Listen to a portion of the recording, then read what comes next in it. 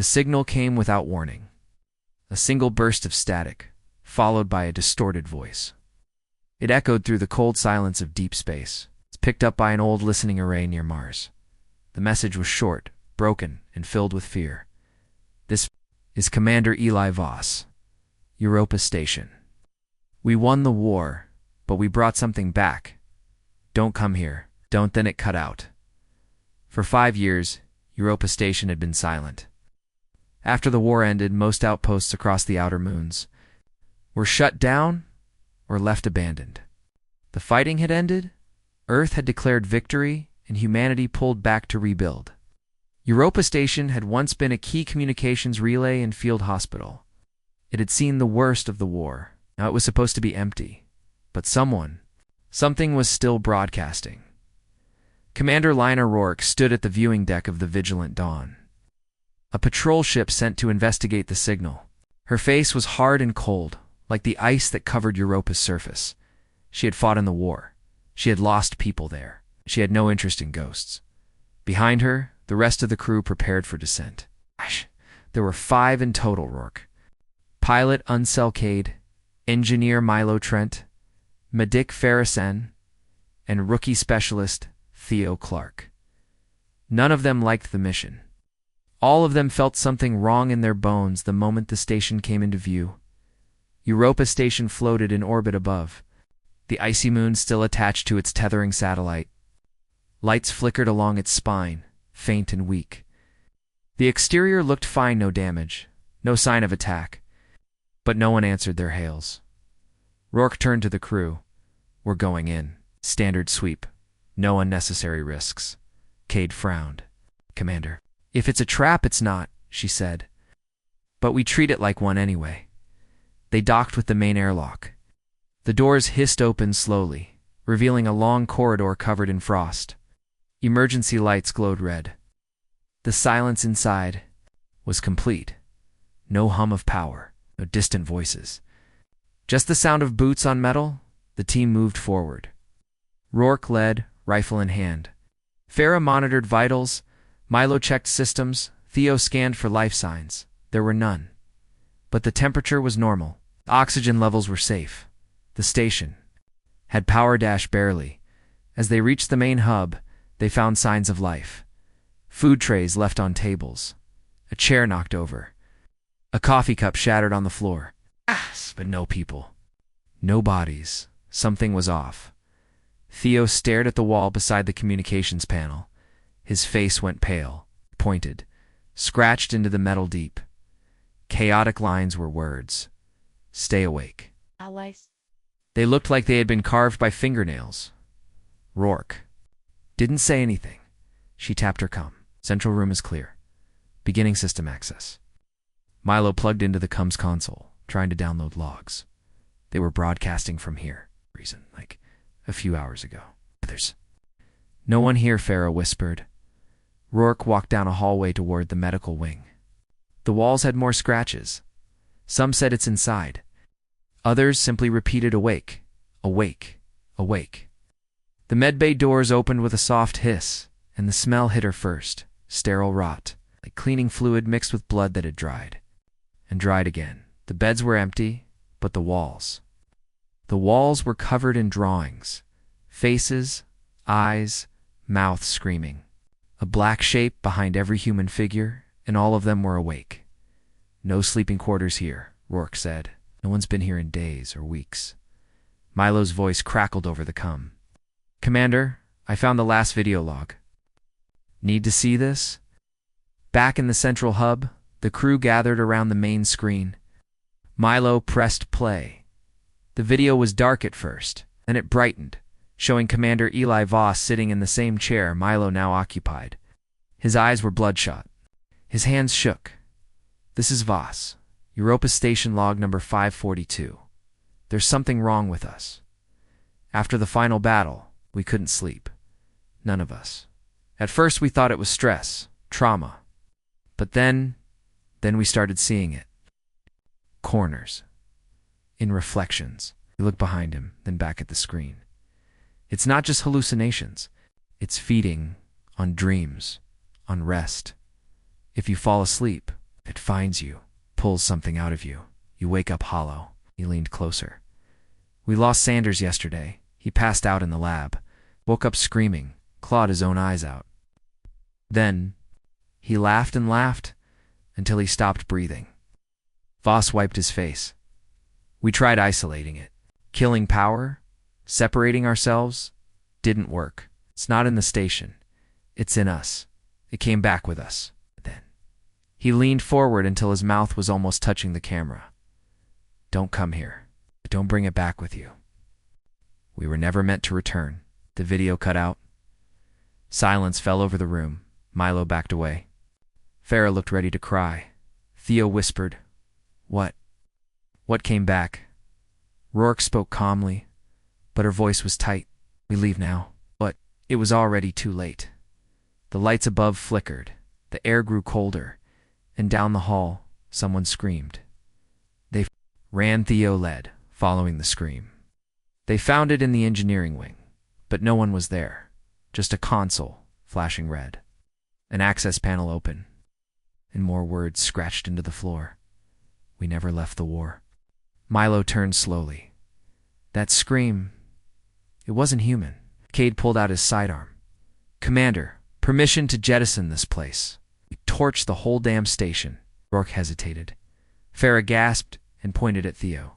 He was standing still, staring ahead, his eyes wide, his mouth open. He was whispering, but not in English. The words came fast, sharp, and alien. Clicking sounds, a strange rhythm. Then he collapsed. Farah ran to him. "He's breathing." "Wait, he's dreaming. No one dreams out here," Milo said. "No one." Rourke grabbed a radio. "Get the medkit." "We're getting out," but Theo suddenly sat up. Fast. Too fast.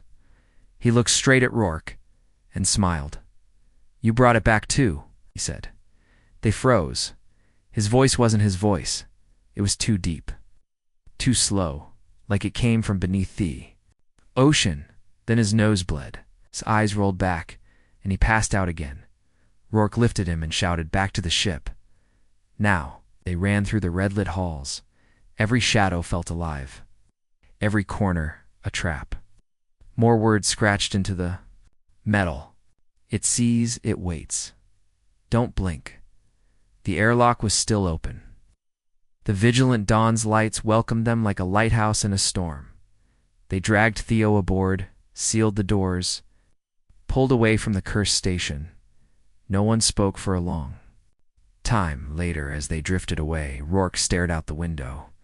Europa Station was dark now. No lights, no signals, but deep in the blackness, something watched. Farah sat beside Theo. He was unconscious, whispering in his sleep. Not words now, just one sound. Click, click, click, like claws on metal. And outside the hull of the ship, something moved, quiet, invisible, awake. The lights in the sleep test facility buzzed softly overhead.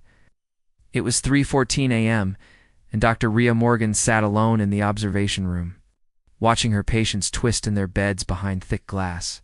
They were war veterans, tough men and women who had seen battles above Saturn, asteroid sieges, and orbital strikes on Europa itself, and not a single one of them could sleep peacefully.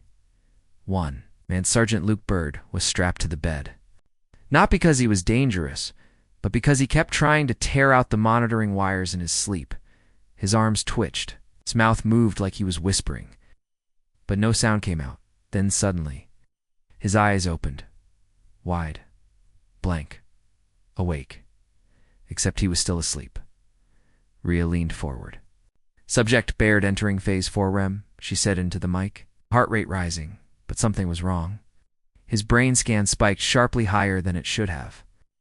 Every screen lit up red dot, then came the sound. A soft clicking, it came. From the speakers connected to Baird's audio monitor, not from his body, not his throat, just the sound of claws on metal, repeating in a slow, rhythmic pattern. Click, click, click. The sound they'd heard from the Europa recordings. Rhea froze, a technician beside her. Amira Chen turned pale. That wasn't him. It can't be from inside him. Then Baird screamed. He lurched up, broke the strap on his wrist, and threw himself off the bed. Nurses ran in. 2 orderlies held him down, fought like an animal. When they finally sedated him, Rhea stepped into the room. She had to see it for herself. Sergeant Baird. She asked softly, "Do you know where you are?" His head slowly turned to her. His eyes blinked, confused. "I was asleep," he muttered. "I saw it." "What did you see?" He shook. His head? "I can't remember, but I woke up inside someone else." That wasn't the first time she'd heard that phrase. Inside someone else. The same phrase had come from 2 other patients last week, and both of them were dead now. Later that morning, Rhea reviewed her reports in her office. She compared brain scans from 10 different veterans. All of them had the same neural pattern. During REM. An unusual spike in the temporal lobe. Like a radio antenna picking up something that didn't belong in the human brain, she recorded a note, all subjects showing identical dream patterns. Memories of a black space, voices clicking. Lucid, but not controllable. Appears contagious. 2 new civilians admitted today with symptoms. Neither fought in the war. Her voice lowered. This may not be PTSD. This may be something foreign. Just then, her screen blinked. An alert classified data request. Denied clearance level. Omega someone had just tried to access the Europa station logs from her system. She wasn't cleared to open them. But someone was watching her. She picked up her secure comm and called Director Mikhail Anders. The head of the sleep recovery project under Earth Defense Command. His voice came in low and fast. "I saw your scans. Pull your team out." Sent her down. "Now what?" she asked. "What's going on? We thought it was trauma. It's not. It's exposure. Every human on Europa during the final months of the war something touched them, and they brought it back." "You mean a virus? No worse? A signal?" There was silence. Anders continued. "Some of us think it's not just in their heads. We think the enemy planted it inside human consciousness. It's not a weapon you can see. A pattern. A living idea." Era whispered. "A mind infection. Something like that. And we don't know if it's one or many." Then he hung up back. In the observation room, Amira was reviewing last night's audio. She noticed something strange. In one section, when Baird screamed, the clicking sound became faster.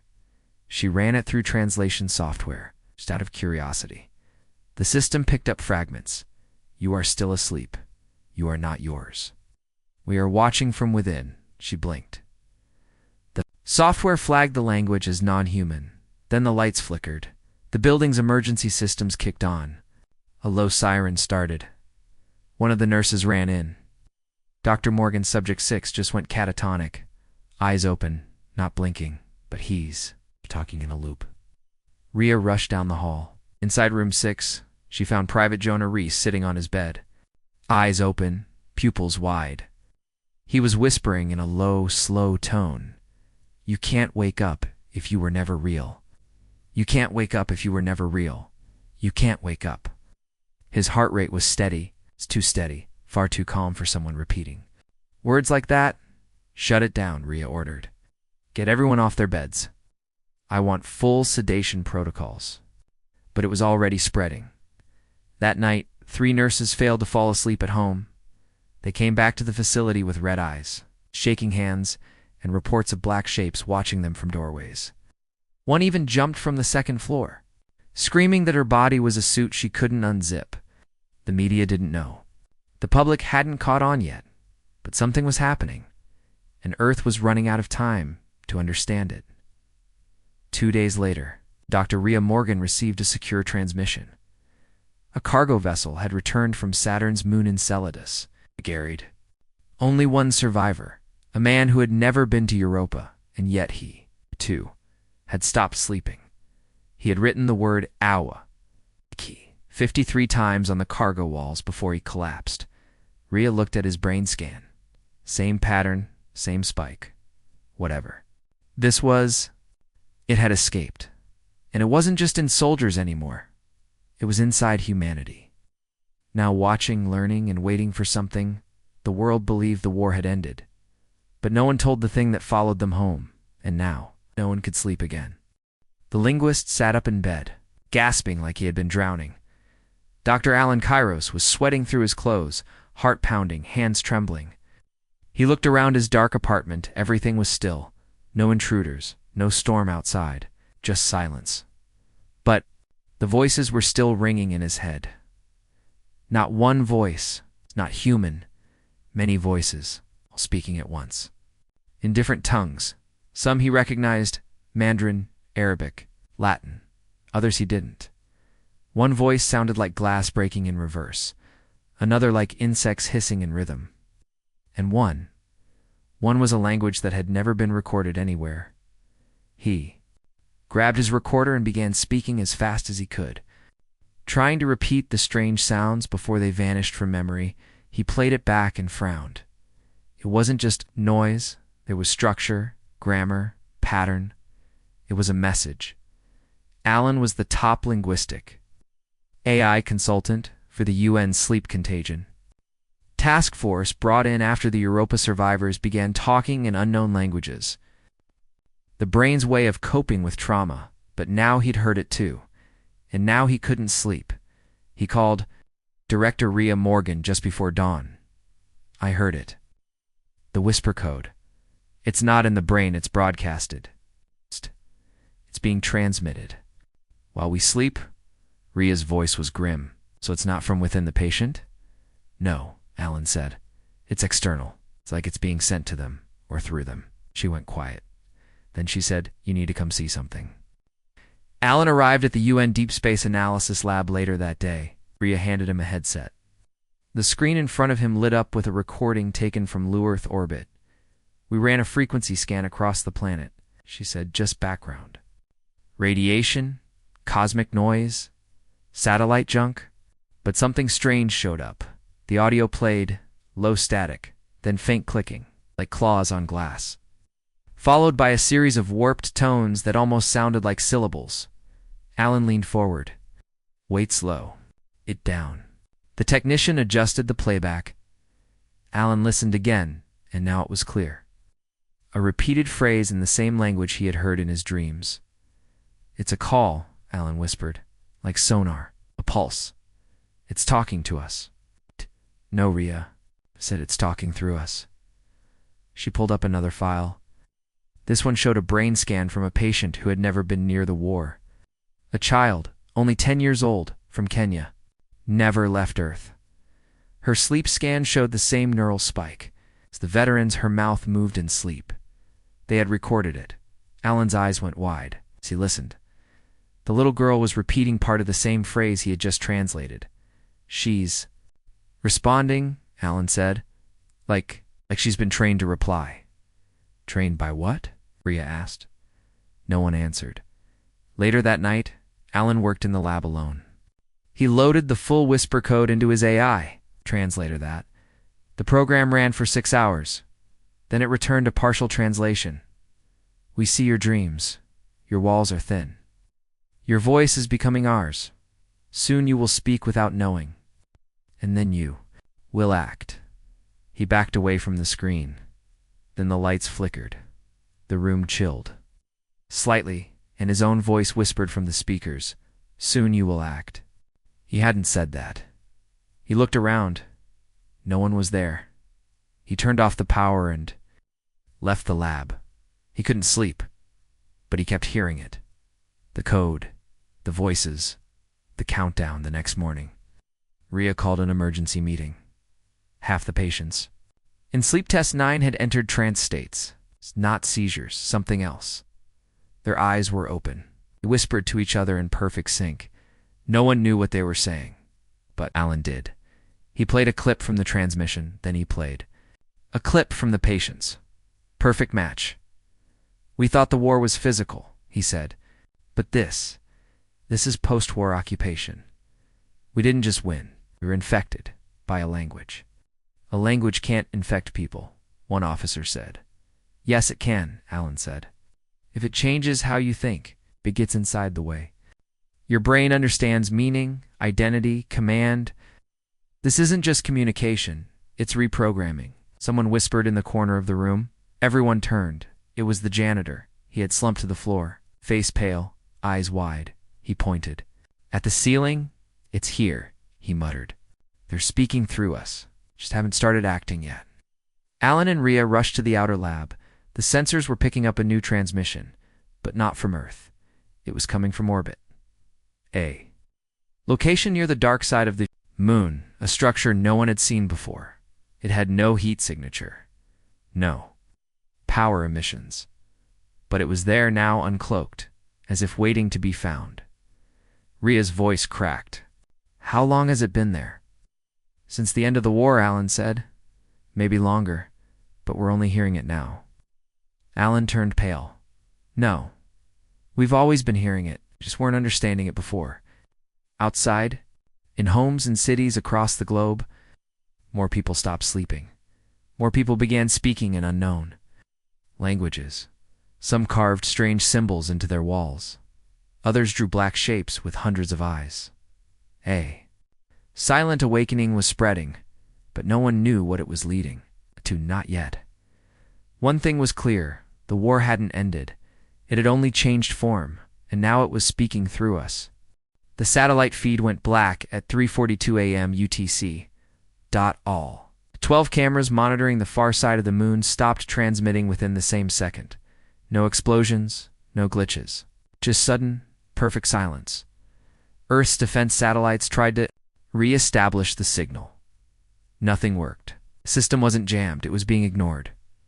3 hours later, a private mining drone near the moon's southern ridge caught something before it was disabled. Just one frame, one frozen image, a black shape above the crater. Oval, floating. No engine, no markings, no reflection. It was absorbing all light. Even the sunlight that should have hit its surface just vanished. The file was immediately sent to the UN. Sleep Contagion Task Force. Dr. Rhea Morgan stared at the image for over a minute before speaking. That's not a ship, she said. Dr. Alan Kairos leaned in closer. Then what is it? She zoomed in. The shape wasn't solid. It was shifting, like liquid smoke holding a form. The center pulsed faintly, like it was breathing. Alan's voice dropped to a whisper.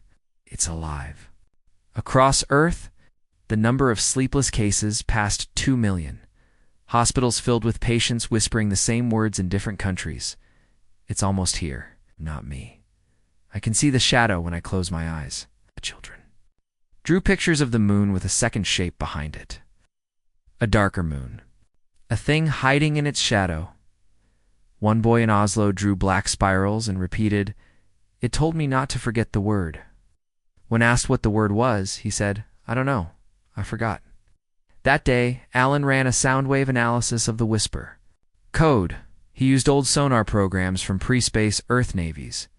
The pattern came back as a rotating frequency, always changing, slowly building toward something like a countdown. Only instead of numbers, the code used shapes made of sound.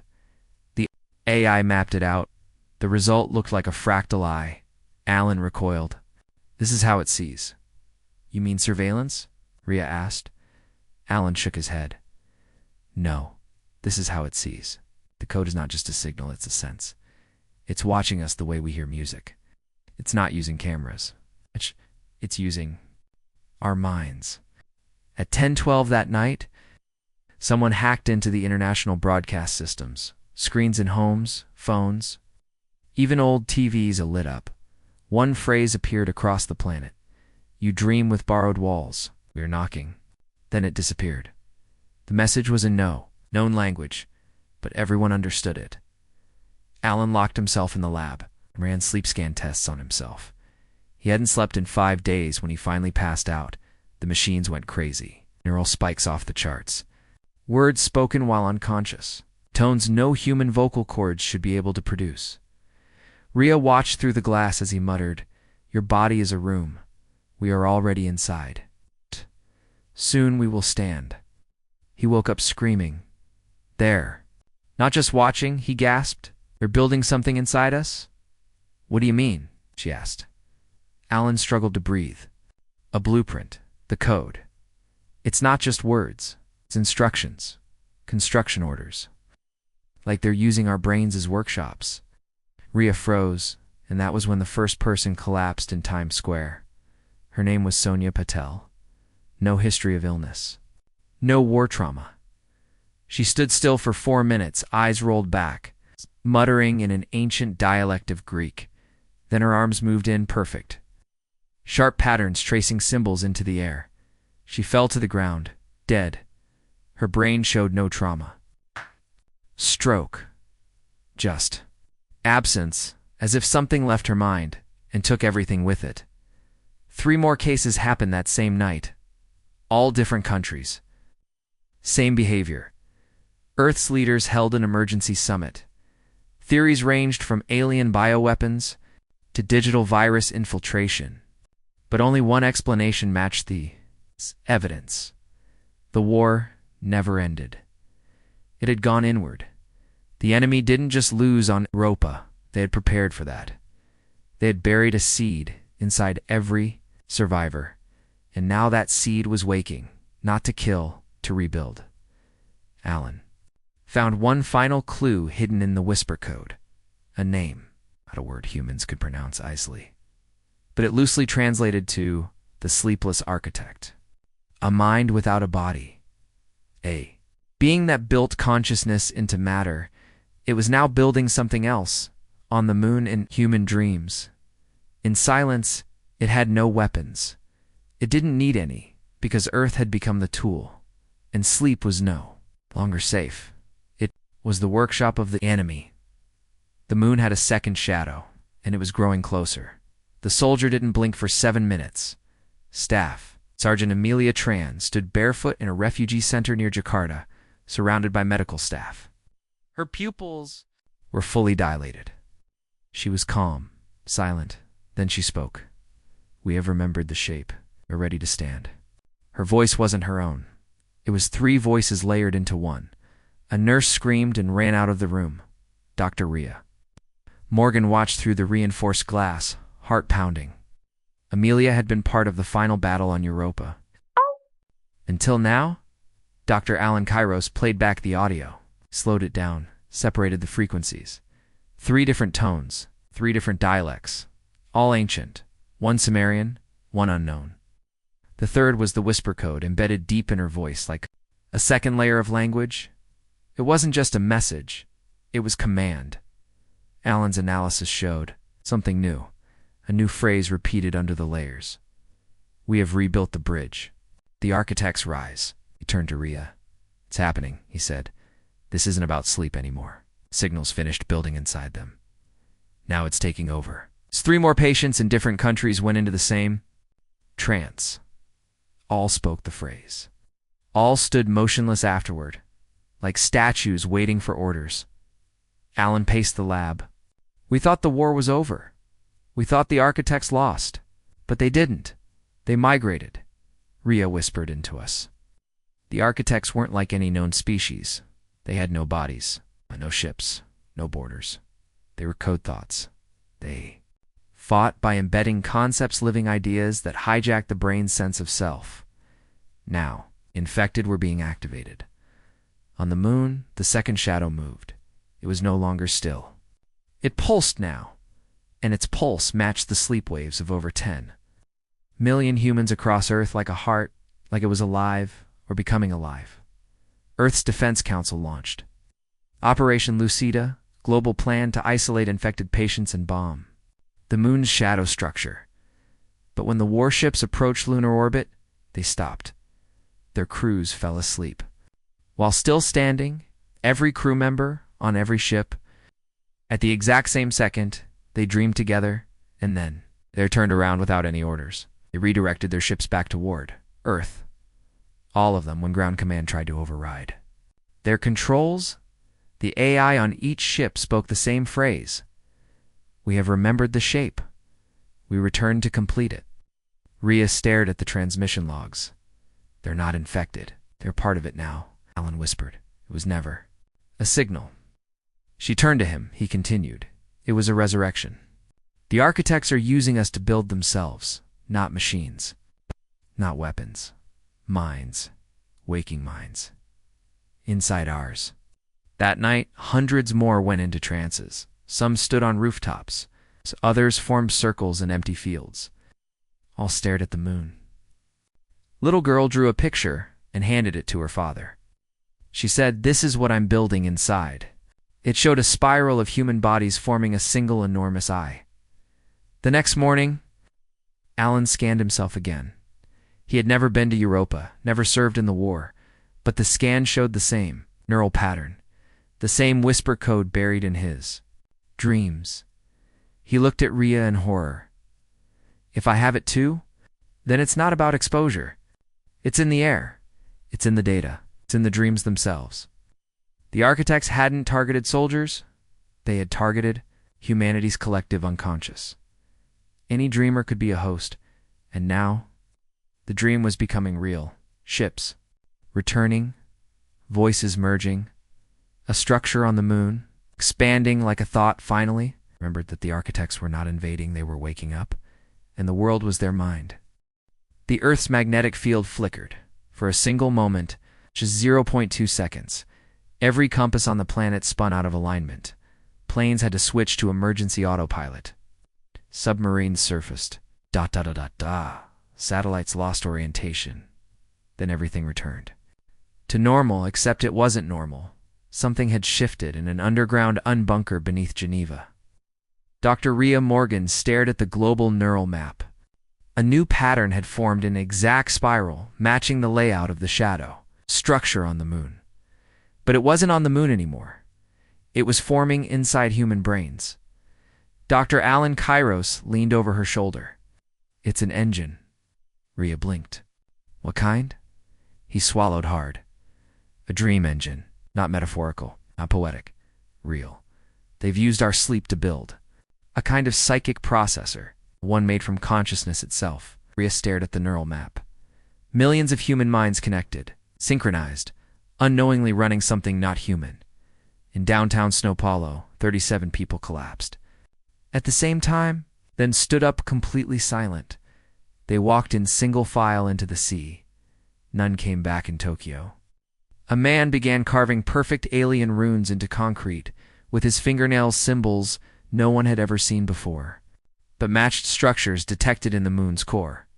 He didn't stop until his body collapsed from blood loss. All across the world, the infected had stopped whispering.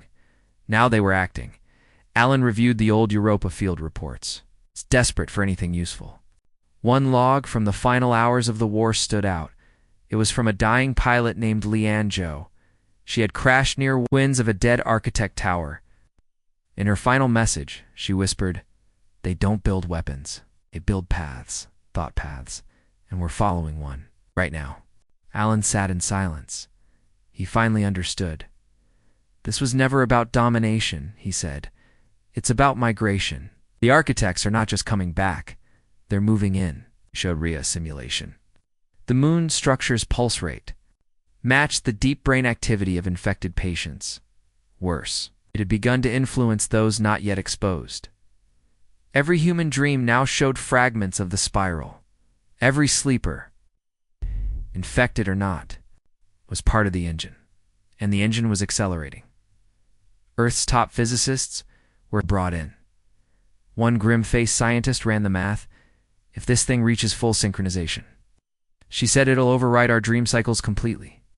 Every sleeping mind will become part of it." Rhea asked. "Then Earth's mental infrastructure collapses. Madness, comas, brain death. This thing doesn't live inside a few of us. It's woven into us now." That night, Alan had another vision. He wasn't asleep. He was invited. He stood in a landscape made of thought-giant towers of shifting symbols. A black sky with no stars, and a distant hum that felt like it came from the center of his skull. The spoke without sound. "You opened the gate when you named us. You gave us form when you feared us. Now we are your shape." Alan woke gasping. His hands were clenched around a pen. He had written a phrase on his bedsheet. Stage 5, anchor point. He didn't remember writing it, but he knew what it meant. Stage 5 was the moment the dream engine anchored itself permanently into physical space. No longer relying on human brains, it would exist on its own, and it was close. On the moon, the shadow structure bloomed. It now had arms stretching toward orbit, and Its center opened, revealing a human-like silhouette forming from black light. The architects weren't coming in ships. They were emerging from within us. The next stage wasn't a battle. It was rebirth. The countdown had reached its final rhythm. Earth had hours left. 1. Chance remained to cut the dream engine at the root, but to do that, someone would have to go inside it, into the dream, into the pulse, into the place where the architects waited, and try to turn the engine off before it finished becoming real. The chamber was silent, except for Alan's breathing. He lay inside the neural coffin, a black pod filled with liquid light and shielded from every signal known to science around. Him, the world's top minds, watched in tense silence. They were going to do it. Alan Kairos would dive into the architect's dream engine, not through code, not through simulation, but through his mind.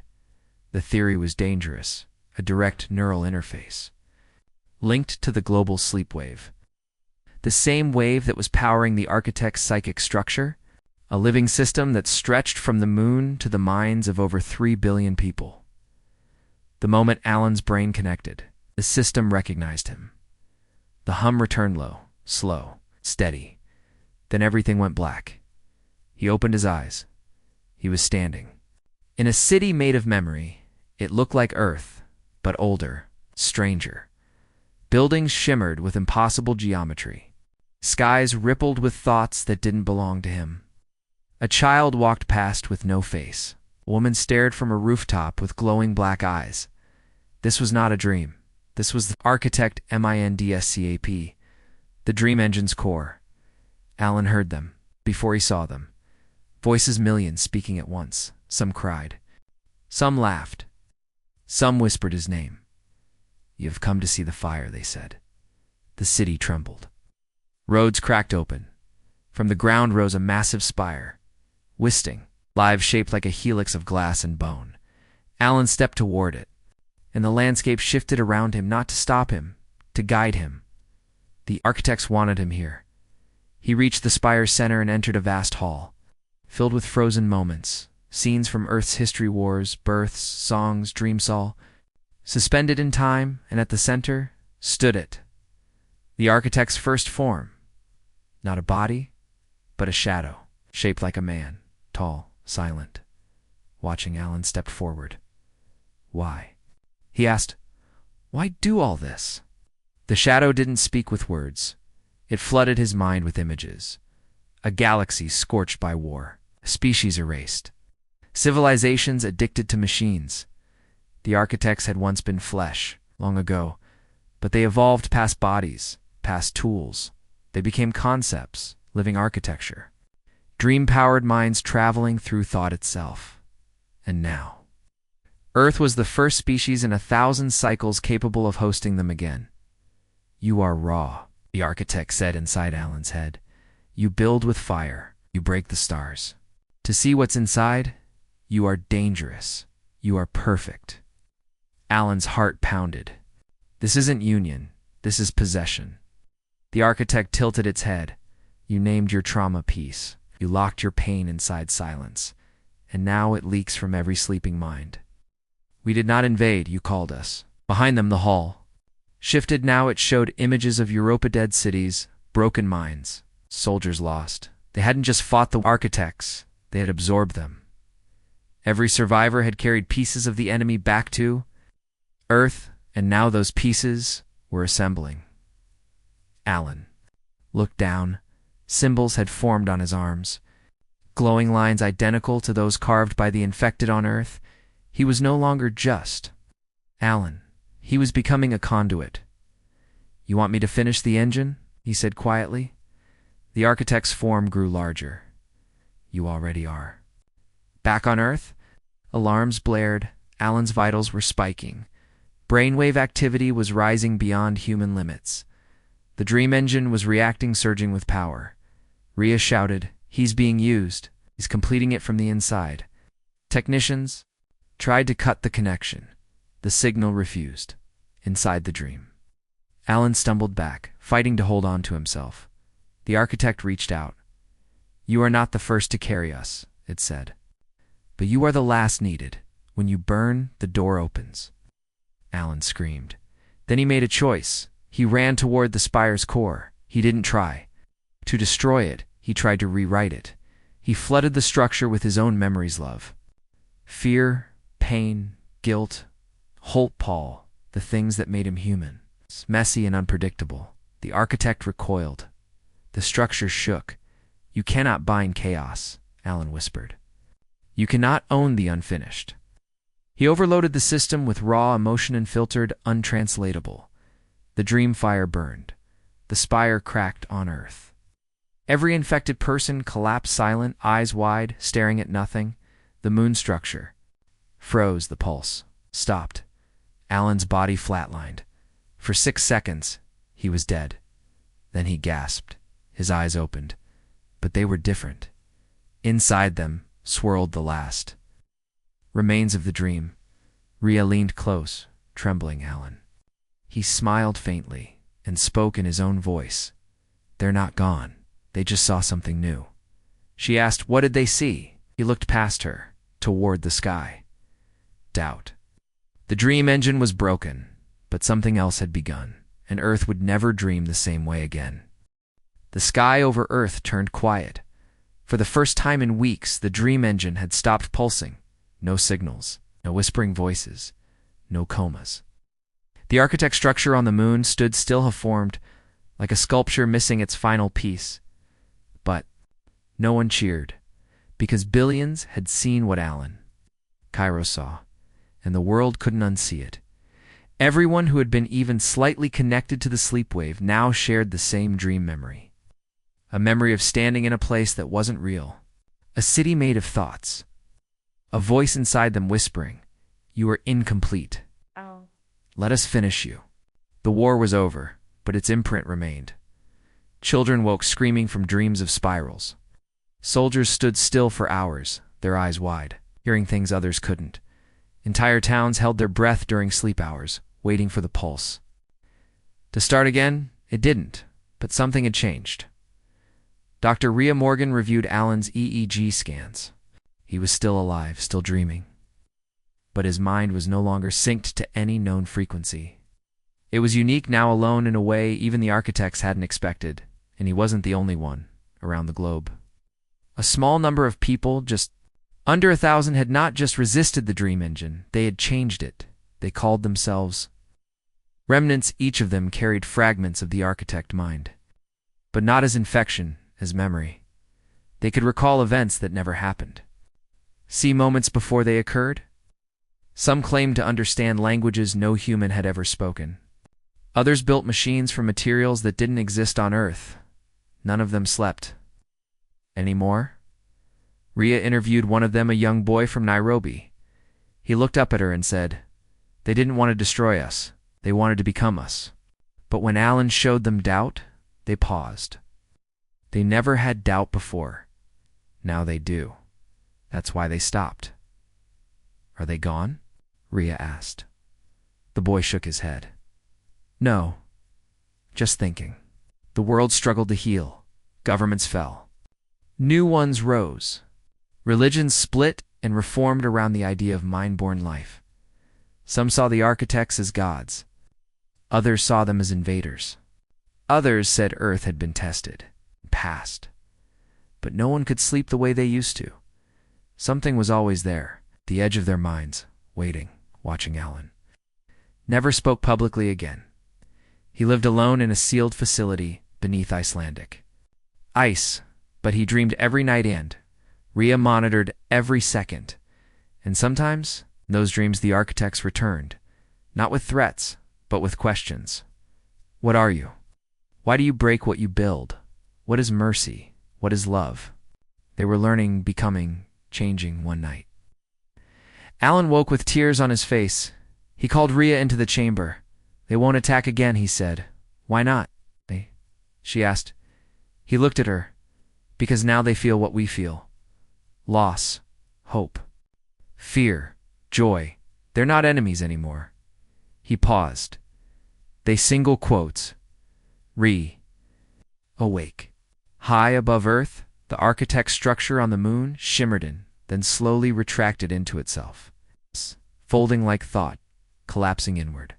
It turned to dust, then to light, and vanished completely. No explosion, no final message, just silence. But every remnant on Earth looked up at the sky that night and smiled. The war was over, but the dream had just begun, and the galaxy would never be the same.